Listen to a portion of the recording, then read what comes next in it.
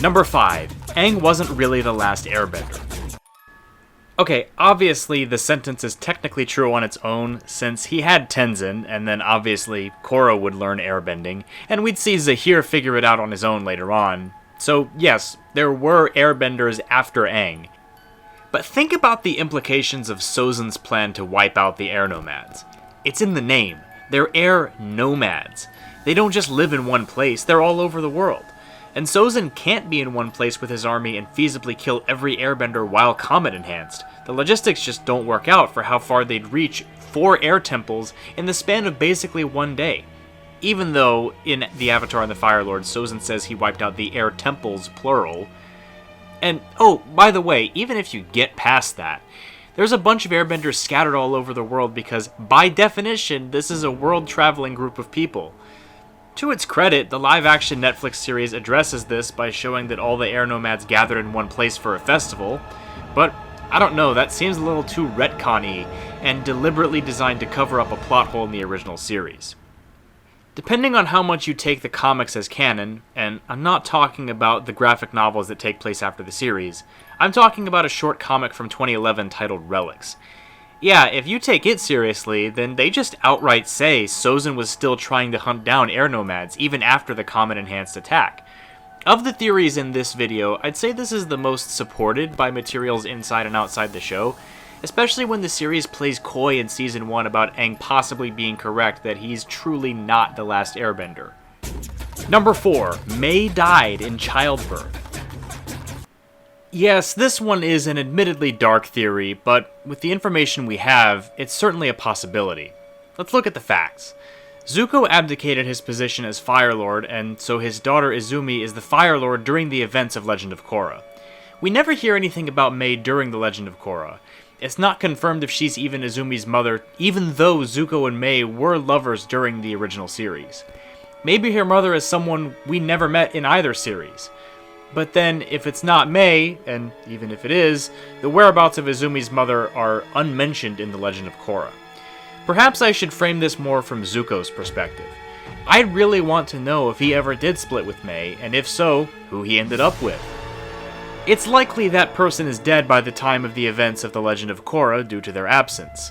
There is at least one, admittedly weak piece of evidence that points to Mai being Izumi's mother, that being the name Izumi itself. Izumi is a word for fountain, which fans often point to as a callback to a scene from Zuko alone. I don't know. Maybe. But I'd like to think they'd put in a more concrete piece of evidence than that. But because of Mai's absence in the second series and the lack of mention, the most interesting possibility is that she died giving birth to Izumi.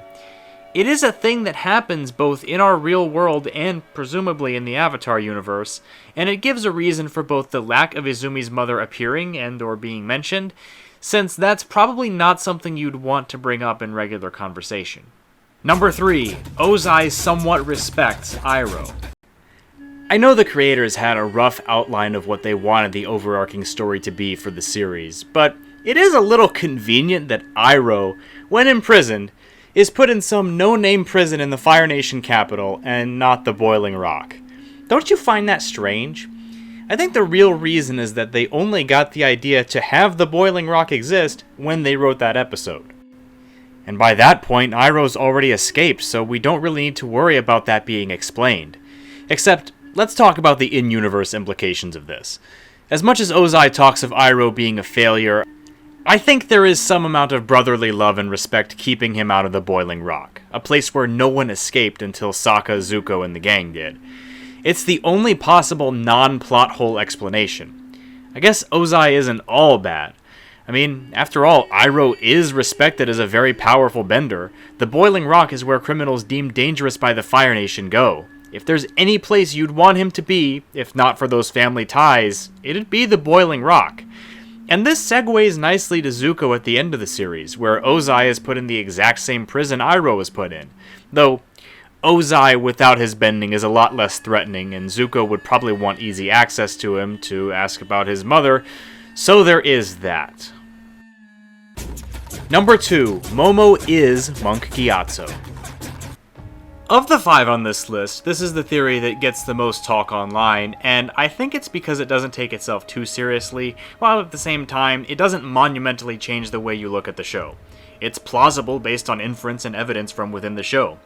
For one, the idea of reincarnation is pretty common in Buddhist and Hindu teaching, which is what Air Nomad philosophy takes heavy inspiration from. Momo is the only lemur of his kind at the Southern Air Temple, and for that matter, one of the only animals we see at the Southern Air Temple.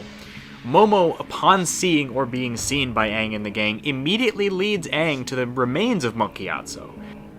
Momo remains a companion to Aang, rarely if ever leaving his side for pretty much the entire series and beyond.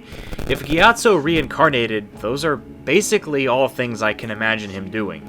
According to Avatar Extras, they planned an episode about this very idea, meaning, if not completely canon, it certainly has basis in ideas the creators were thinking about when making the show. Number 1. The other side of the map. This is probably the dumbest question to ask on here.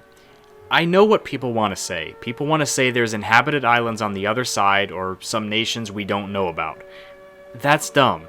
If there were, wouldn't you just be able to sail from the east coast of the Earth Kingdom or the west coast of the Fire Nation and find them? And wouldn't they just be added to the map like what we did in the real world when new areas were explored? So I think we can rule that out. But then what? Is the Avatar world really small? Is the eastern coast of the Earth Kingdom really close to the western coast of the Fire Nation? If so, it would make sense for them to colonize in that direction as well as to their own east on the Earth Kingdom's west coast. But that doesn't happen. Instead, what's most likely is that there's a giant ocean with no inhabited land separating the two. Which, in that case, why? Either way, it's a fun exercise to think about. According to Brian Konietzko in 2012, this seems to be true, but it's not a completely enthusiastic confirmation. Anyway guys, thanks for watching. If you enjoyed the video, a like and a subscription always helps out the channel if you liked the video.